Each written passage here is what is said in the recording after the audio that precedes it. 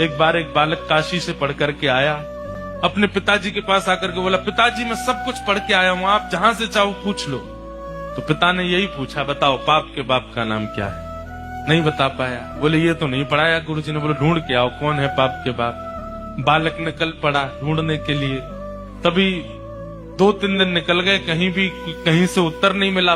तभी एक घर के बाहर गौ माता खड़ी थी, तुलसी का पौधा लगा था।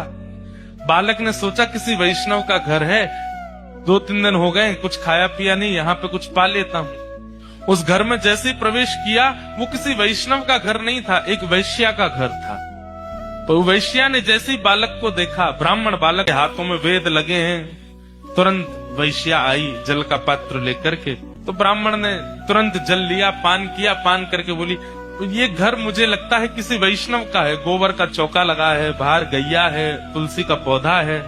वैश्या बोली, वैष्णव का तो नहीं पता मैं हूं कि नहीं, पर मैं एक नगर वैश्या हूं। जैसे ही कहा नगर वैश्या, ब्राह्मण बालक तो तुरंत बाहर गया, वमन करने लगा। वैश्या बोली, क्या कर रहे हैं आप? बोले, पाप का बाप ढूंढने निकला था, वो तो मिला नहीं, तुम्हारे घर पर आके जल पी लिया, पाप और कर दिया मैंने। जैसे ही सुना कि पाप के बाप को खोजने निकले थे, वैश्या ने मन में सोचा, ज्यादा दूर नहीं जाने दूंगी, यहीं मिलाती हूं। अब भगवान जल पी ही लिया है आपने, पाप तो हो ही गया आपसे, अब तो आपको जाना पड़ेगा, नदी स्नान करनी पड़ेगी, जनेऊ बदलनी पड़ेगी, तभी आप शुद्ध हो गए। ब्राह्मण बोले, और नहीं तो ये सब करना पड़ेगा तभी शुद्ध होऊंगा मैं।